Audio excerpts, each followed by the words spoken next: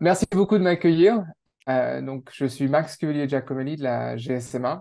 La GSMA est l'association internationale qui rassemble l'ensemble des acteurs privés de l'écosystème du mobile et du digital. Donc, on rassemble 750 opérateurs mobiles, mais aussi 400 compagnies qui jouent un rôle actif dans l'écosystème du numérique et du digital allant des fournisseurs de réseaux, par exemple, aux constructeurs de téléphones, mais aussi en incluant aujourd'hui des entreprises de l'aéronautique ou de l'automobile, par exemple, qui interagissent de plus en plus avec la technologie mobile. Au sein de la GSMA, donc, je suis en charge de Mobile for Development, qui est un département qui a été créé il y a une quinzaine d'années maintenant et qui se concentre sur l'utilisation de la technologie et des acteurs du monde du digital pour résoudre des problèmes de développement locaux. Donc, on travaille uniquement sur des projets à impact socio-économique et ou climatique.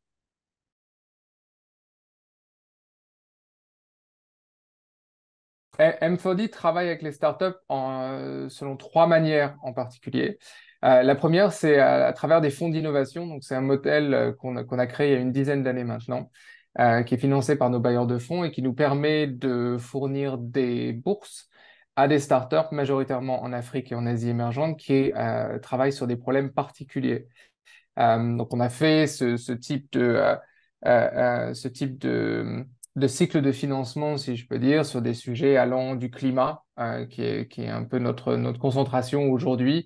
On l'a fait sur l'inclusion numérique, on l'a fait sur les problématiques de genre, on l'a fait sur l'accès à l'eau, l'énergie, à l'assainissement. Donc, j'encourage tout le monde à regarder le site de la GSMA ou taper dans Google GSMA Innovation Fund et de vous enregistrer pour recevoir les informations au fur et à mesure que se lancent de nouveaux appels à projets.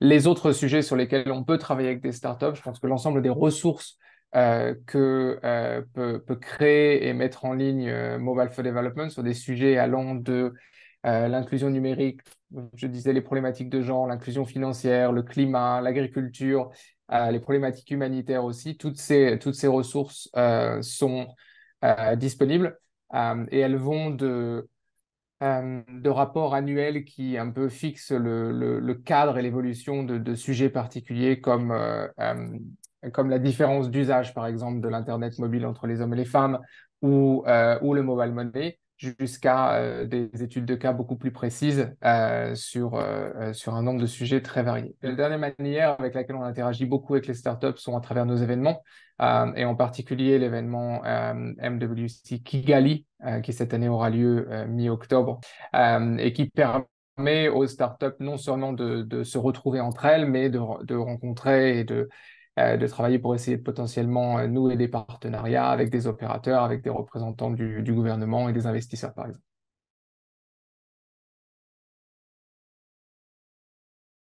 On va essayer de faire ça rapidement. Il s'est bien sûr passé beaucoup de choses. Euh, Aujourd'hui, on entend souvent des estimations qui nous disent qu'à peu près la moitié des startups en Afrique sont des fintechs. Personnellement, je pense que le chiffre est un petit peu élevé à moins de prendre une définition de fintech qui soit assez large, à savoir des startups qui proposent des produits ou des services dans lesquels il y a une modalité de paiement. Euh, la réalité étant que le secteur financier ou le secteur bancaire en particulier dans beaucoup de pays étant ce qu'il est, beaucoup de startups qui se sont créées sur des sujets qui à l'origine n'étaient peut-être pas centralement des sujets de fintech et de finance, ont dû créer des modalités de paiement et peuvent, dans ce sens, être considérés comme des fintech. La réalité, par contre, c'est que au moins le secteur des fintech continue à concentrer la large majorité des très grosses levées de fonds en Afrique. On a vu ça avec MNT Alan récemment en Égypte, mais sur les 2, 3 dernières années, on a eu une très longue liste de fintech levant des sommes au-dessus des 100 millions de dollars, comme Flutterwave par exemple, ou OPay. Selon McKinsey, en 2020, les fintechs en Afrique auraient généré entre 4 et 6 milliards de dollars, ce qui est un chiffre déjà assez important, mais avec un potentiel de croissance qui est énorme sachant que ce même rapport considérait que le niveau de pénétration était encore très très faible, entre 3 et 5%. Donc la marge de progression est vraiment là. Et parce qu'on va parler aujourd'hui de l'Afrique francophone en particulier, avec des taux de croissance en Afrique francophone sur le monde des fintechs qui sont très, très importants, de l'ordre de 12 ou 13% sur la dernière année. Je ne peux pas parler de fintech sans parler de mobile money en particulier et de la manière dont les opérateurs de mobile money se positionnent sur ce sujet de fintech. C'est vraiment devenu pour eux l'évolution naturelle du mobile money, avec en particulier en ligne de mire des modèles comme ceux des super apps nés en Chine et qui se sont ensuite développés dans d'autres pays. Aujourd'hui, MTN, mais aussi Safaricom, par exemple, se considèrent déjà comme des fintechs et ont fait évoluer leur modèle pour penser bien au-delà du pure player, entre guillemets, sur le mobile money. Et cette approche fintech en particulier, je pense que c'est ce qui est très intéressant à noter pour les startups fintech pures, si je peux dire. Cette approche fintech leur permet de nouer des partenariats avec des fintechs souvent, ou des acteurs de l'assurance ou de la banque, par exemple, pour étendre leur offre de services. On l'a vu sur l'assurance, Airtel l'a fait au Malawi et en Zambie, et MTN l'a fait sur plusieurs pays avec IO.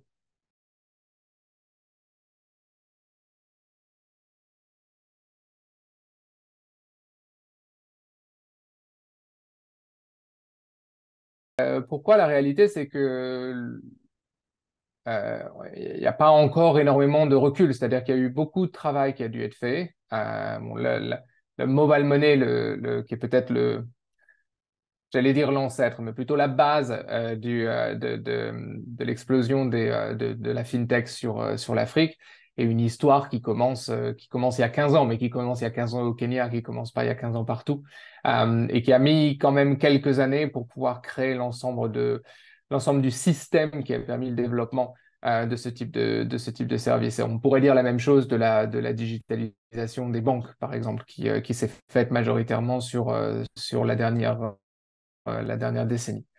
Alors, en ce qui concerne les secteurs phares de la fintech et peut-être pour notre audience aujourd'hui, en particulier sur l'Afrique francophone, ce qu'on voit, c'est que les paiements marchands et les transferts internationaux représentent la plus forte proportion des paiements digitaux en Afrique de l'Ouest. Donc pas uniquement francophone, mais l'Afrique de l'Ouest étant quand même à majorité francophone. Et c'est plus marqué dans cette zone que dans les autres régions. C'est-à-dire que l'Afrique de l'Ouest est le leader aujourd'hui en termes de paiements internationaux via mobile money, avec 600 millions de dollars par mois en 2022. Donc on est sur des volumes qui commencent quand même à être assez conséquents. Sur ce qui est des paiements marchands, c'est la même chose. C'est vraiment les paiements marchands, des sujets sur lesquels les acteurs de la fintech et du mobile money se concentrent énormément. On est sur des volumes qui sont de l'ordre de 30 milliards de dollars sur les paiements marchands l'année dernière, ce qui représente une évolution entre 3 et 4 fois les chiffres de 2020. Donc on a non seulement des volumes qui commencent à être conséquents, mais aussi des fortes perspectives de croissance. Les paiements marchands représentent quand même un des sujets sur lesquels les acteurs de la fintech et les acteurs du mobile money se concentrent souvent, ce qui permet d'arriver d'un côté un niveau de volume qui est intéressant, mais aussi joue un rôle assez important dans la fidélisation des clients et le développement d'usages répétés. Au-delà des paiements marchands et des transferts internationaux, on note une émergence de demande en termes de produits d'épargne, de produits de crédit, de produits de prêt, dont où la demande est en construction, si je peux dire. Il y a déjà un certain nombre d'offres sur le marché, mais sur ces problématiques de crédit et d'épargne, c'est là où on note un sérieux potentiel de croissance.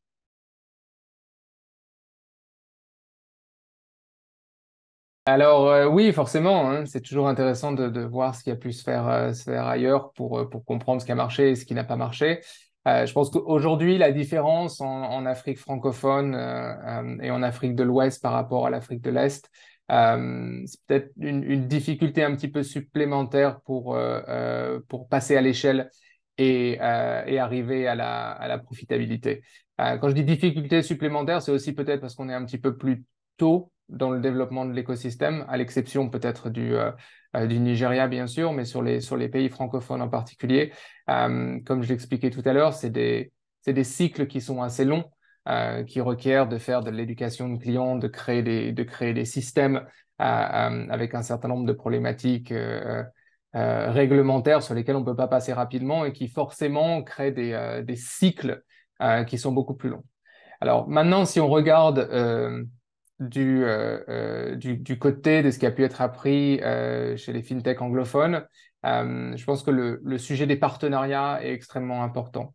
Je pense que l'idée de nouer des partenariats avec des acteurs existants, plutôt que d'essayer de tout faire soi-même, est une très bonne manière de résoudre ce problème d'échelle et de profitabilité. Euh, à moins, bien sûr, d'avoir l'ambition d'être un concurrent direct et frontal du mobile money, par exemple. Mais à l'exception de Wave, on a vu assez peu de ce type de modèle sur l'Afrique et sur l'Afrique francophone en particulier, arriver à des niveaux de volume sérieux, entre guillemets. Donc, je pense que, et c'est ce qu'on a vu sur le Kenya. Euh, Aujourd'hui, une fintech au Kenya ne se crée pas en concurrence frontale avec M-Pesa. Le succès d'M-Pesa au Kenya est dû à la qualité du service, mais à un certain nombre d'éléments de contexte qui ne sont pas réplicables forcément dans d'autres marchés. En particulier, à l'époque où M-Pesa s'est lancé, c'est toujours relativement vrai aujourd'hui, Safaricom avait une part de marché conséquente. À l'époque, si je me souviens bien, de l'ordre de 80 ou 85%. Donc forcément, ça aide à accéder à une majorité du marché et aussi une participation de l'État qui crée une certaine proximité, en particulier sur les problématiques réglementaires, qui a permis l'installation et la robustesse de M-Pesa depuis le début. Mais comme je le disais, les fintechs aujourd'hui au Kenya ne se construisent pas en concurrence avec M-Pesa, elles se construisent sur M-Pesa et ont souvent comme objectif de nouer un partenariat avec M-Pesa pour permettre leur croissance. Je voulais juste peut-être rajouter un autre point.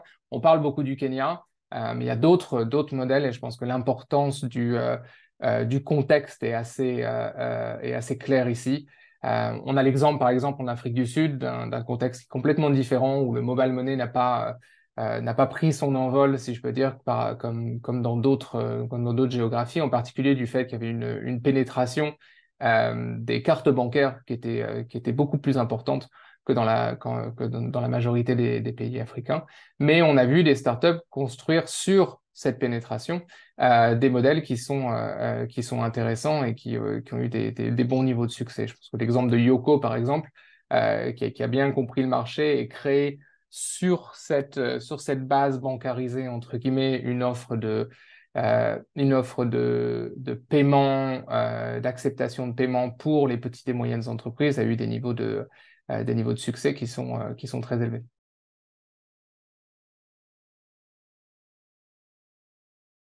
Je pense qu'il y a trois défis principaux. Le premier, c'est la fragmentation des marchés.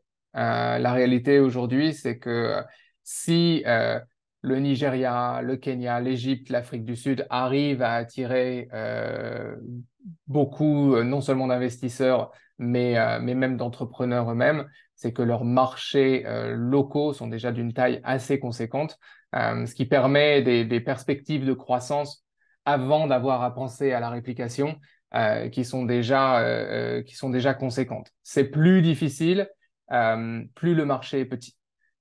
Donc, il y a quand même des marchés dont la taille est aujourd'hui respectable, si on parle du Sénégal, par exemple, ou de la Côte d'Ivoire.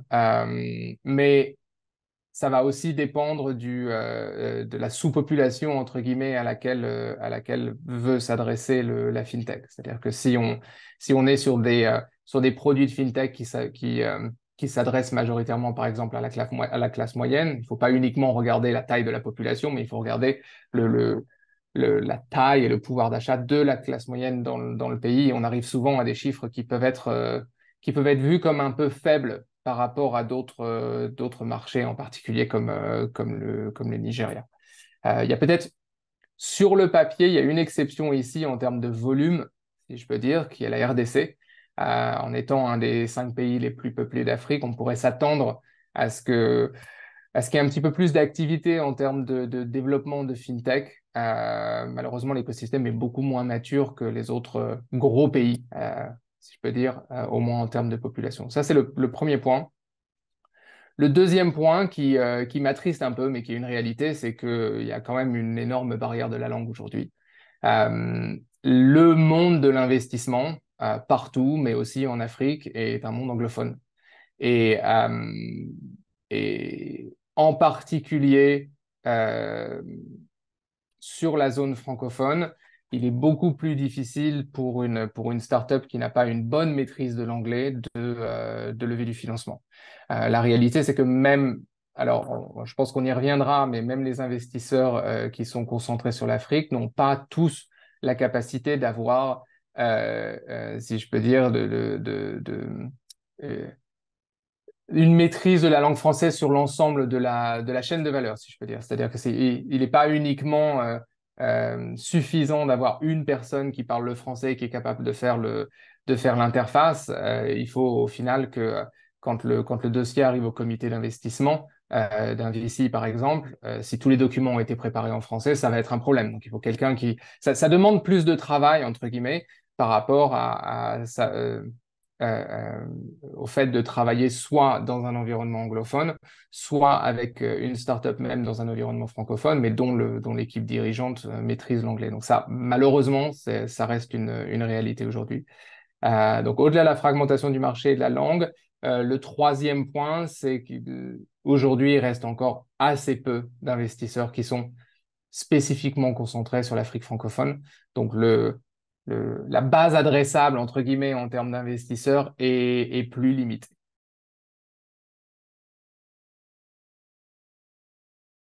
Qui sont-ils? Je pense que si on regarde en termes de volume, pas de financement, mais de nombre de deals, le plus actif dans la zone sur les 2 dernières années est probablement Launch Africa, qui n'a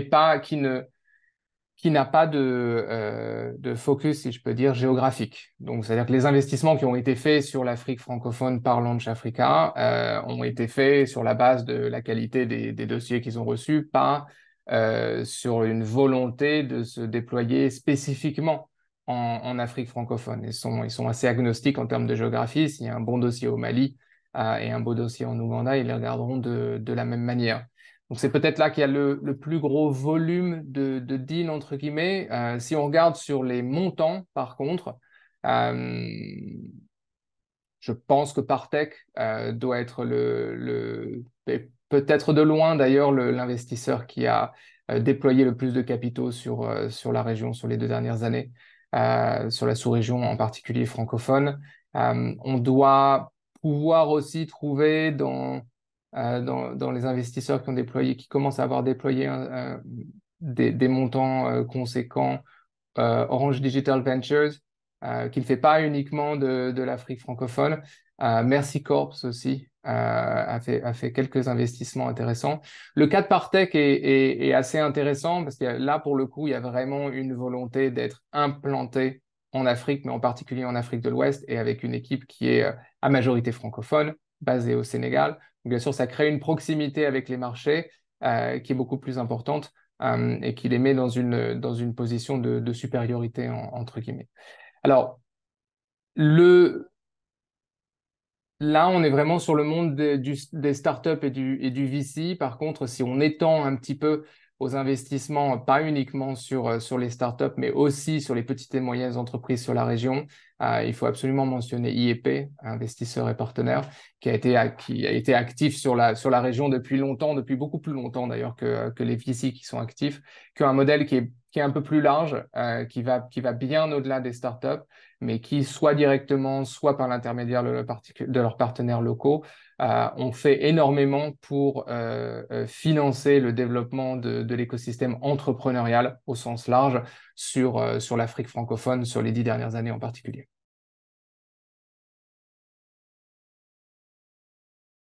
Pour résumer rapidement, c'est le même avantage qu'il existe partout à sortir des sentiers battus quand il s'agit de faire des investissements. C'est-à-dire que c'est une région, du fait des sujets dont on vient de discuter, c'est une région sur laquelle il y a moins de concurrence.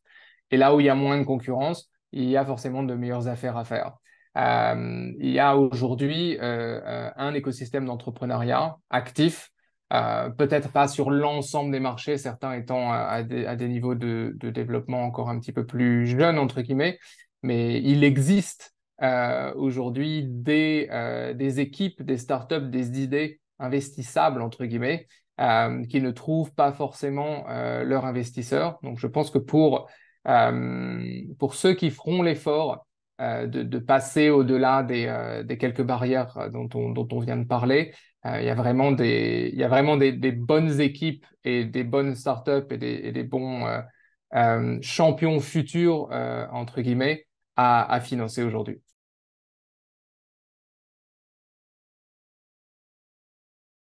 C'est toujours un petit peu difficile de qualifier la réussite. On peut qualifier la réussite sur un montant d'investissement levé, ce qui est ce que je dirais peut-être un indicateur de potentielle réussite future, mais qui selon moi n'est pas l'indicateur de réussite. L'indicateur de réussite, c'est la longévité et la capacité à croître. Comme je le disais, étant donné qu'on est sur un écosystème qui a peut-être démarré un petit peu plus tard que d'autres écosystèmes, en particulier en Afrique anglophone. On n'a pas forcément le recul pour, euh, pour pouvoir, entre guillemets, estampiller comme des réussites des startups qui ont commencé où il y a uniquement quelques années ou dont le financement est encore assez récent. Pour mentionner quelques exemples dans le domaine de la fintech, bon, bien sûr, on ne peut pas ne pas parler de Wave, qui reste le plus gros et de loin financement startup sur l'Afrique francophone sur les dernières années. Là encore, pour pouvoir juger d'une réussite, en particulier la manière dont un investisseur juge d'une réussite, c'est la capacité euh, de la startup à lever 18 mois ou 24 mois ou parfois un petit peu plus ou un petit peu moins, à lever à nouveau du financement pour financer sa croissance, son expansion, sa réplication à une valorisation supérieure. Et aujourd'hui, on ne peut pas en utilisant ce critère-là, vraiment juger de Wave, sachant que suite à l'investissement qui a été fait il y a maintenant un peu plus de 2 ans. Wave a levé de l'argent supplémentaire, mais majoritairement sous forme de dette. Donc, il n'y a pas eu de nouveau partage d'informations en ce qui concerne la valorisation de Wave. Mais en termes de volume, entre guillemets, en termes d'histoire, ça reste la plus grosse histoire des dernières années sur l'Afrique francophone. Mais on a aussi des startups plus petites, mais qui commencent à lever à faire des levées de fonds qui sont intéressantes sur des problématiques de fintech. Je vais en mentionner trois. Jamo, en Côte d'Ivoire, si je ne me trompe pas, c'est la plus grosse levée d'une startup en Côte d'Ivoire jusqu'ici. Ils sont passés par Y Combinator, ce qui mérite d'être noté parce qu'il y a très très peu de startups d'Afrique francophone qui sont passés par Y Combinator. On espère qu'il y en aura plus.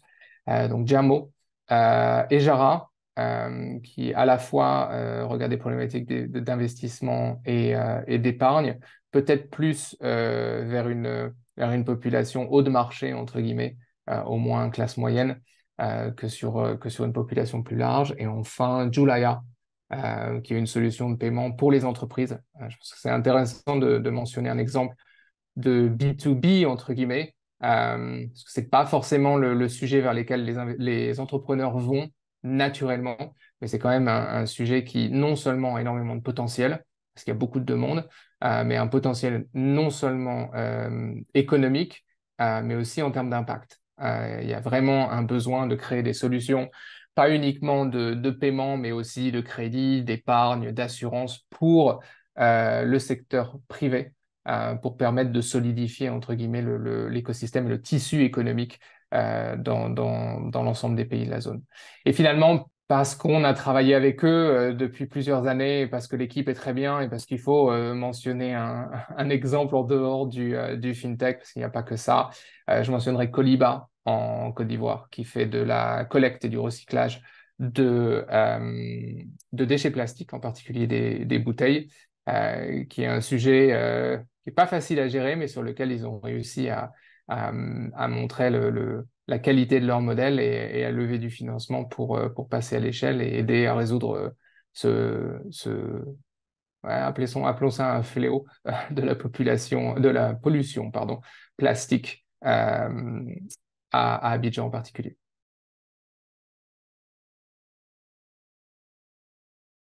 Ah oui, si on avait la baguette magique pour pouvoir changer tout ce qui fonctionne pas ou qui pourrait fonctionner mieux, je voudrais commencer par dire au moins que sur l'Afrique de l'Ouest, le mobile money aujourd'hui a des taux de croissance, des taux d'activité euh, qui sont supérieurs aux taux de croissance des taux d'acquisition.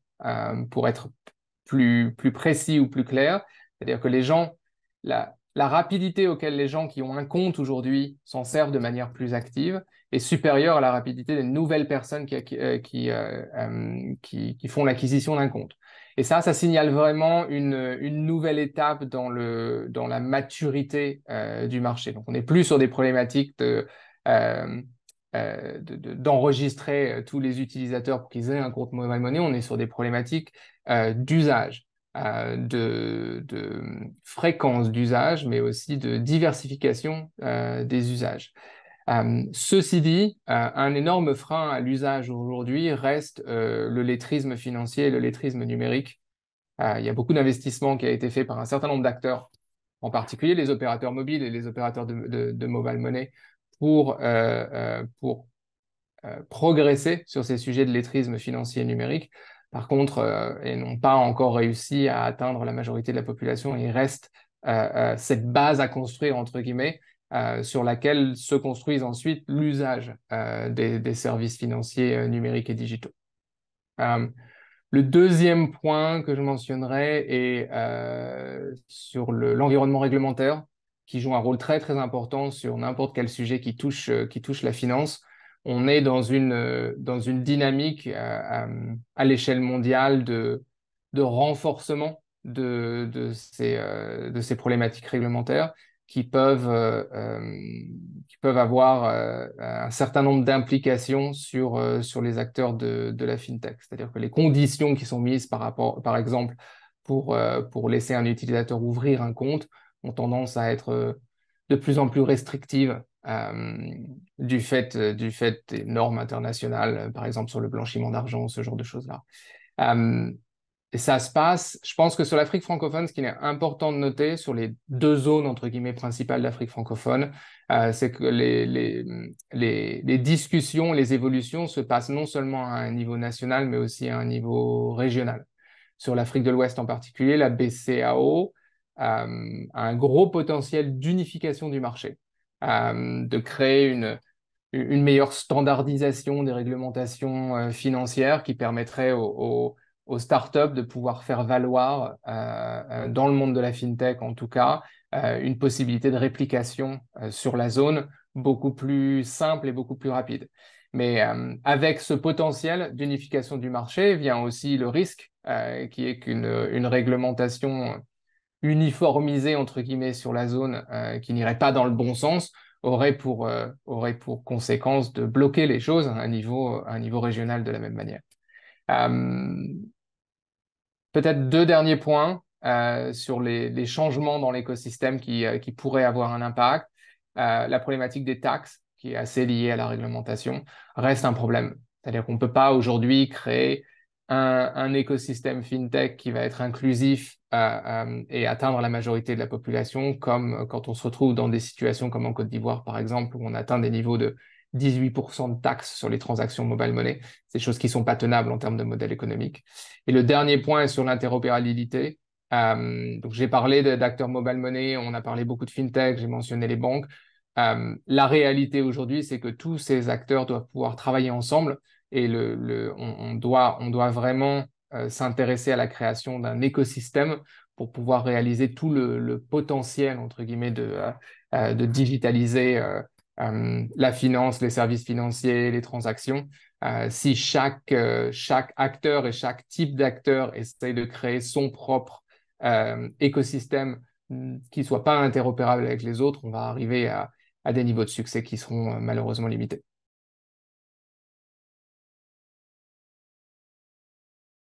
Je pense qu'on a vraiment vu que le début de l'histoire pour le moment. J'ai mentionné quelques exemples, mais il y en a beaucoup d'autres. Il y a beaucoup d'acteurs aujourd'hui qui travaillent sur le développement de services, de produits qui répondent vraiment à des besoins à la fois de la population, mais aussi du tissu économique. Ma, ma recommandation principale à toute personne qui s'adresse à ce sujet aujourd'hui est de moins envisager les choses en se disant comment est-ce que je vais être le concurrent d'Orange Money ou de Wave demain, mais plutôt de dire comment est-ce que je vais créer un service qui résout un vrai besoin, que ce soit en termes de crédit, que ce soit en termes d'épargne, en termes d'assurance, que ce soit pour les agriculteurs, pour les petites entreprises ou pour les ménages, et ensuite de voir comment utiliser les acteurs qui sont arrivés à des niveaux de volume intéressants aujourd'hui pour travailler ensemble et passer à l'échelle plus rapidement. Donc, aller moins vers de la concurrence frontale, plus vers des services qui vont rajouter de la valeur. La raison pour laquelle je mentionne ça, c'est que sur les dernières années, j'ai été impliqué beaucoup de fois sur ces compétitions qui testent des idées en particulier. Et quand il s'agit de sujets fintech, malheureusement, sur 25 dossiers qu'on reçoit, ou qu'on recevait au moins à l'époque, jusqu'à il y a 2, 3 ans, on avait peut-être 23 ou 24 dossiers qui étaient je vais être le nouvel agrégateur fintech ou je vais remplacer Mobile Money. Je pense qu'aujourd'hui, il faut reconnaître le volume, les volumes sur lesquels certains acteurs, les grosses fintech et mobile money sont arrivés, et plutôt d'essayer de créer de la valeur supplémentaire et d'aller sur des niches non exploitées plutôt que d'essayer de se lancer en concurrence frontale avec ces acteurs. La valeur est là, selon moi, et le potentiel.